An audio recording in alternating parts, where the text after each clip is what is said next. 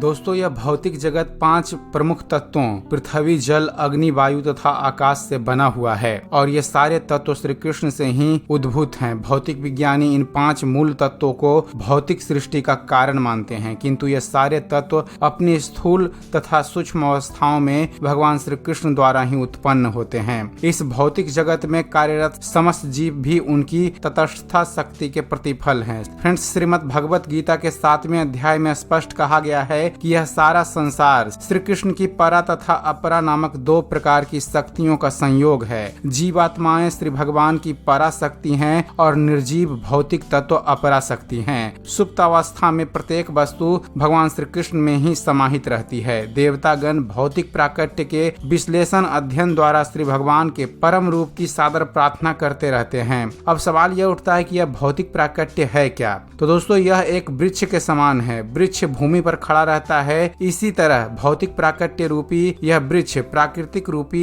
भूमि पर खड़ा है। इस भौतिक प्राकट्य की तुलना वृक्ष से की जाती है, क्योंकि समय आने पर वृक्ष को काट लिया जाता है। वृक्ष का अर्थ है वह जो अंततः काट लिया जाएगा। अतः भौतिक प्राकट्य का यह वृक्ष परम सत्य ही माना जा सकता है, क्योंकि इस पर काल का प्रभाव पड़ता है। किंतु श्री कृष्ण का शरीर शाश्वत है। वे भौतिक प्राकट्य अर्थात सृष्टि के पहले भी विद्यमान थे, भौतिक जगत के अस्तित्व में होने पर भी विद्यमान हैं और जब इसका विलय हो जाएगा तब भी वे विद्यमान रहेंगे। अतः केवल भगवान श्री कृष्ण को ही परम सत्य माना जा सकता है। दोस्तों, कठोपनिषद में भी प्राकृतिक रूपी भूमि पर खड़े हुए भौतिक जगत रूपी वृक्ष का उदाहरण मिलता है। इस वृक्ष में 2 प्रकार के फल होते हैं, सुख तथा दुख। इस शरीर रूपी वृक्ष में रहने वाले प्राणी 2 पक्षियों के समान होते हैं। एक पक्षी श्री कृष्ण का अंतर्यामी स्वरूप है जो परमात्मा कहलाता है और दूसरा पक्षी जीव है। जीव इस भौतिक जगत के फलों को खा रहा है, कभी यह सुख का फल खाता है तो कभी दुख का फल। किंतु दूसरा पक्षी सुख या दुख के फलों को खाने में रुचि नहीं लेता, क्योंकि यह आत्मतुष्ट है। दोस्तों, कठोपनिषद में कहा गया है कि इस शरीर रूपी वृक्ष का एक पक्षी फल खा रहा है और दूसरा केवल साक्षी रूप में देख रहा है। इस वृक्ष की जड़ें 3 दिशाओं में फैली है। इसका अर्थ यह हुआ कि वृक्ष की ये जड़ें प्राकृतिक के 3 गुण हैं, जो हैं सतो, रजो और तमो गुण। जिस प्रकार वृक्ष की जड़ें फैलती हैं, उसी प्रकार प्राकृतिक के गुणों अर्थात सतो, रजो तथा तमो के संसर्ग से मनुष्य अपनी जीवन अवधि बढ़ाता है।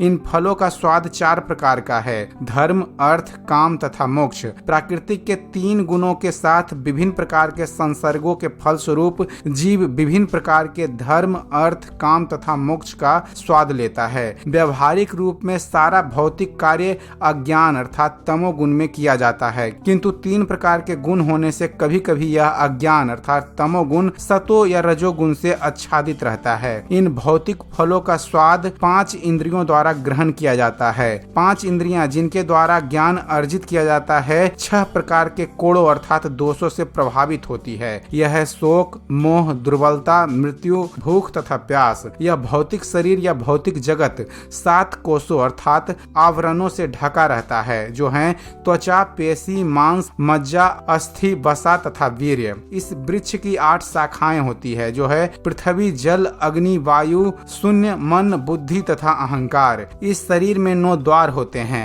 जो हैं 2 आंखें, 2 नथुने, 2 कान, 1 मुंह, 1 शिशिर, 1 गुदा तथा इस शरीर के भीतर 10 प्रकार के आंतरिक वायु अर्थात प्राण हैं, जो हैं प्राण, अपान, उदान, व्यान, समान, नाग, कुर्म, कृकर, देवदत्त और धनंजय। दोस्तों, जैसा कि हमने वीडियो में पहले ही बताया कि इस वृक्ष पर बैठे 2 पक्षी जीवात्मा और अंतर्यामी श्री भगवान हैं। यहाँ पर वर्णित भौतिक जगत के मूल कारण श्री भगवान ही हैं। वे अपना विस्तार करते हैं और भौतिक जगत के 3 गुणों को अपने अधिकार में करते हैं। विष्णु सतोगुण को संभालते हैं, ब्रह्मा रजोगुण को और शिव जी तमोगुण का भार ग्रहण करते हैं। ब्रह्मा रजोगुण से इस सृष्टि को उत्पन्न करते हैं, विष्णु सतोगुण से इसका पालन करते हैं और शिव जी तमोगुण से इसका संहार करते हैं। अतः संपूर्ण सृष्टि परमेश्वर पर आश्रित है। वे ही इसकी उत्पत्ति, पालन तथा संहार के कारण हैं और जब इस संपूर्ण सृष्टि का विलय होता है तो श्री भगवान की शक्ति के रूप में यह सूक्ष्म सृष्टि श्री भगवान के शरीर के भीतर स्थित रहती है।